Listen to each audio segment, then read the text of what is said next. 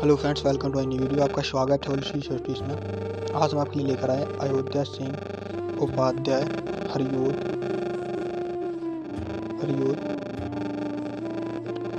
जीवन परिचय एवं साहित्य परिचय। किसका? डॉक्टर अयोध्या सिंह उपाध्याय हरियोद का। ये आपका क्लास 12th में और 5 नंबर का पूछा जाता है। तो वीडियो को लास्ट तक जरूर देखना और वीडियो में जो नया है वो चैनल को सब्सक्राइब करो, जो चैनल पर नया है वो चैनल को सब्सक्राइब करो। चलिए स्टार्ट करते हैं। तो चलिए वीडियो स्टार्ट करते हैं। सबसे पहले अयोध्या सिंह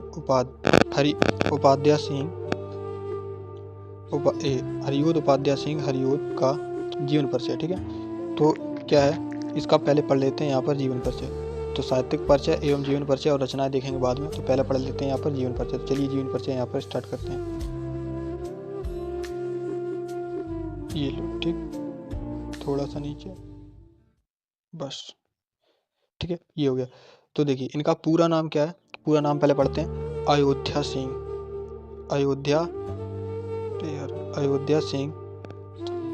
सिंह उपाध्याय हरियोद। ठीक है, ये हो गया।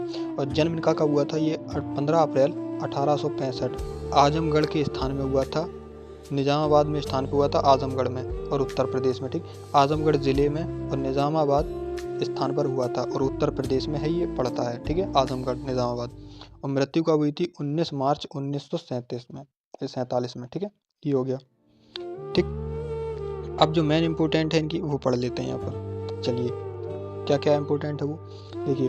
अयोध्या सिंह उपाध्याय हरियोद का जन्म उत्तर प्रदेश के आजमगढ़ जिले के निजामाबाद नामक स्थान पर हुआ था।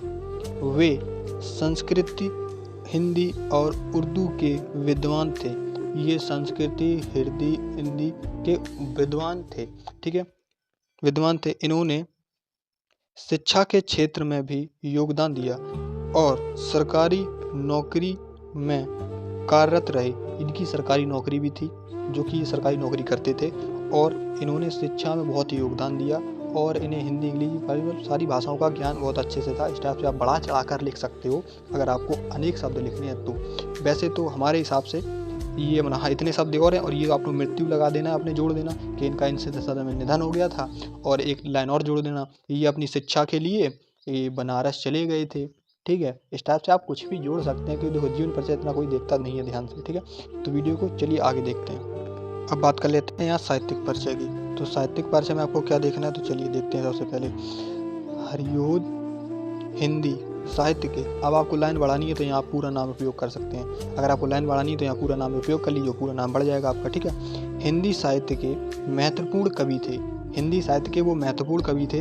वे खड़ी बोली से शुरुआती कवियों में से एक थे। मतलब जो खड़ी बोली का प्रयोग करते थे वो सबसे पहले कवि वो थे जो खड़ी बोली को ये शुरुआत करते थे। तो इन्हें इसमें पद्म भूषण का इनाम पुरस्कार भी सरकार की तरफ से मिला था, और सब कवियों ने मिलकर इनको सबसे श्रेष्ठ कवि बनाया था। ये भी आप इसमें आप जोड़कर लिख सकते हैं। ठीक है, अपने हिसाब से।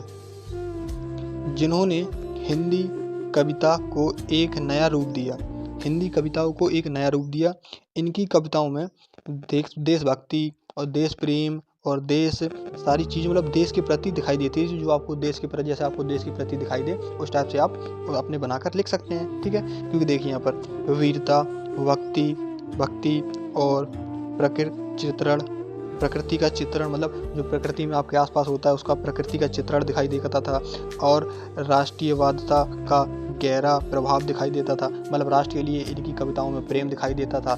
इनकी कविताओं में राष्ट्र का प्रेम दिखाई देता था। इनकी कविताओं में राष्ट्र के लिए कुछ कर मिटने का जुनून दिखाई पड़ता था, इस टाइप से। ठीक है, ये रहा इसका। और नेक्स्ट पार्ट में ये इनकी बात कर लेते हैं यहाँ पर। इसमें क्या है, इन्होंने द्विवेदी युग में साहित्यिक सर्जन किया, जो हिंदी साहित्य के विकास में महत्वपूर्ण कालखंड माना जाता है।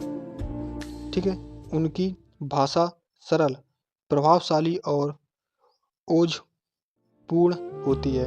ठीक है, मतलब आदमी को समझ में आ जाए ऐसी होती है। इस टाइप से आप आसान भाषा में लिख सकते हैं अपने हिसाब से। जैसे कैसे लिख सकते हैं, द्विवेदी युग के साहित्यिक सृजन किया था, जो कि उनकी जो हिंदी महत्वपूर्ण मतलब वो कविताएं, उन्होंने बहुत अच्छी अच्छी कविताएं की थी और वो सरल भाषा का उपयोग करते थे, उनकी भाषा सभी लोगों को समझ में आती थी।